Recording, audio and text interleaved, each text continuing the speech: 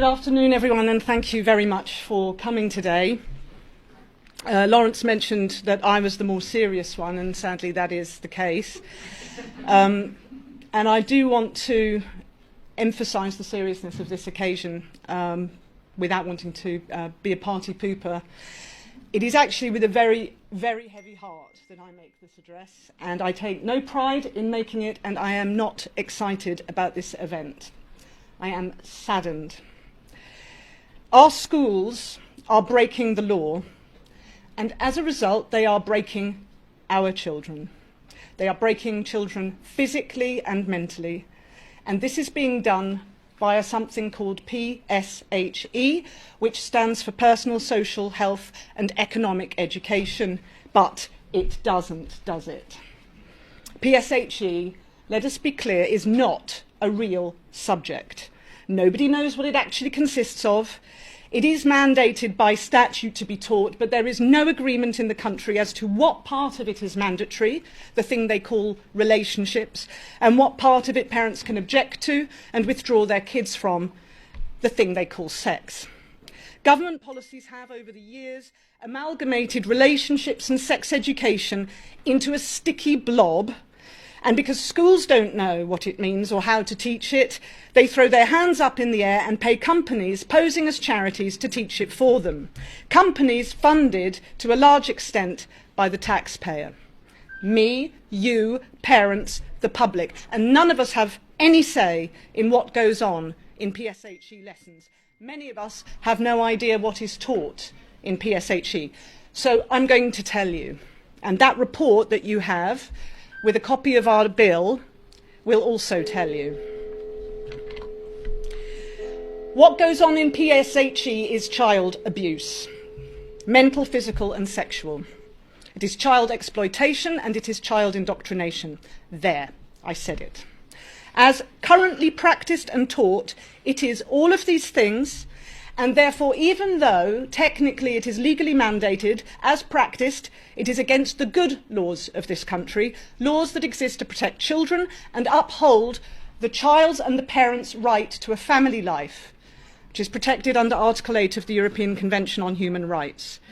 So let's be clear, it is our case at the Bad Law Project and Reclaim Education that PSHE is not just poorly taught, or badly overseen, or misguided, or in need of revision or reform. It is unlawful and possibly criminal, and it must be abolished.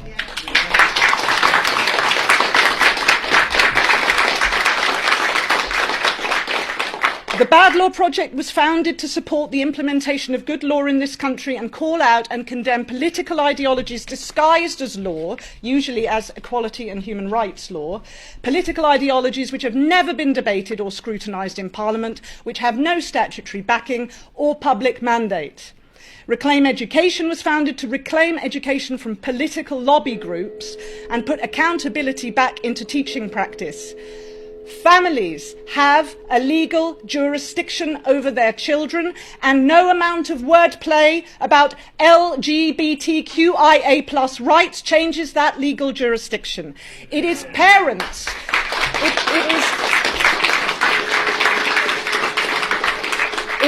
It is parents who care unconditionally about their children, not money-making schemers and not government.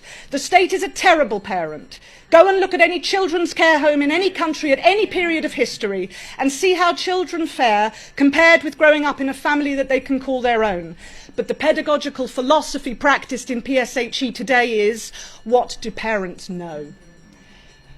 Why is this happening? Well, this is my opinion, my personal opinion.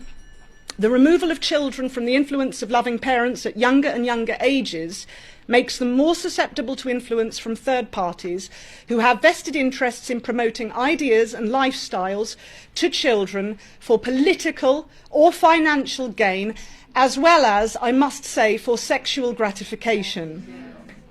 What else is the relentless promotion in PSHE of something called gender identity? The heinous proposition that a child can be born in the wrong body and can literally buy a new identity with assistance from the third sector. The child is asked to question constantly whether he or she feels okay, and told you may not feel okay. Do you hate your body? Do you hate your adolescent body? Take another name, use a different pronoun, talk to a trusted adult about your intimate thoughts, not your parents. Don't trust or talk to your parents.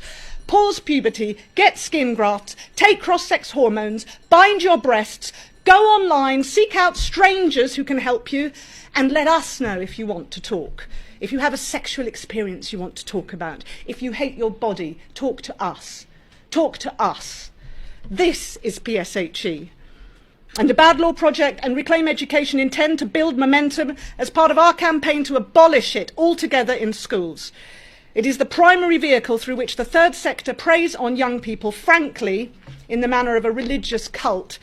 And there are multiple ways that we intend to pursue this campaign. Firstly, we will keep pushing our draft Schools and Parental Rights Bill in this House until politicians get the memo that the public need them to hear. The promotion of gender identity and social and medical transitioning in schools is unlawful. It is political indoctrination, as Andrew mentioned, in breach of the Education Act. It is a violation of basic safeguarding. The Equality Act 2010 is being misrepresented by the charity sector, by charlatans posing as educators, so that now trans or gender identity is treated as a protected characteristic under equality and anti-discrimination law. There is no such thing as trans or gender identity in law. There is gender reassignment, which is entirely different, and as Andrew also mentioned, a procedure available to persons of 18 and over. Schools have no business promoting the idea to minors under 18 that their healthy bodies need medical intervention and pretending that this is some sort of diktat of the Equality Act. And our bill makes that crystal clear. Secondly, we are going to sue the Department for Education.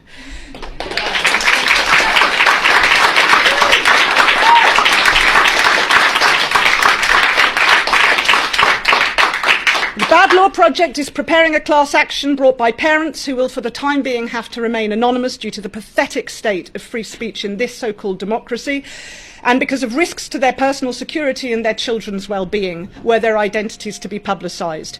These are parents whose children have been encouraged at school to socially or medically transition at considerable cost to both the children's and the family's mental and physical well-being.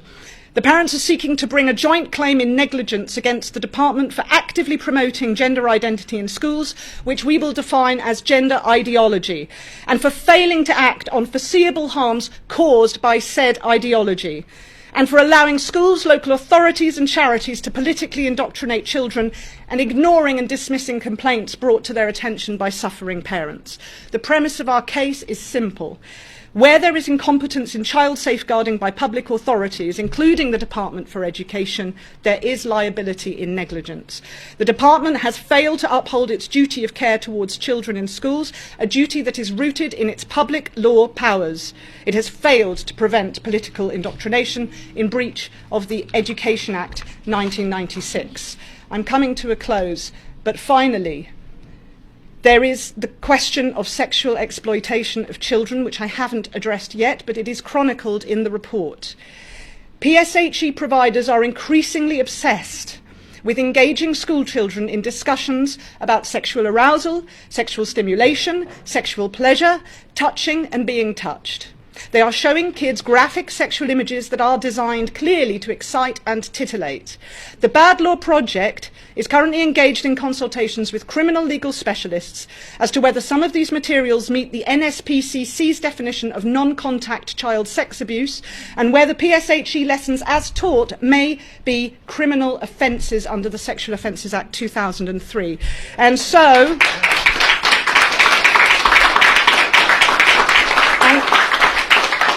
And I think this is what I really want to hammer home today. We are today putting schools, educational authorities and PSHE providers on notice, here and now, that there is strict liability for sexual offences committed against a child. And we say that PSHE activities conducted in the guise of robust sex education do meet the criminal threshold, particularly in respect of teaching children how to masturbate.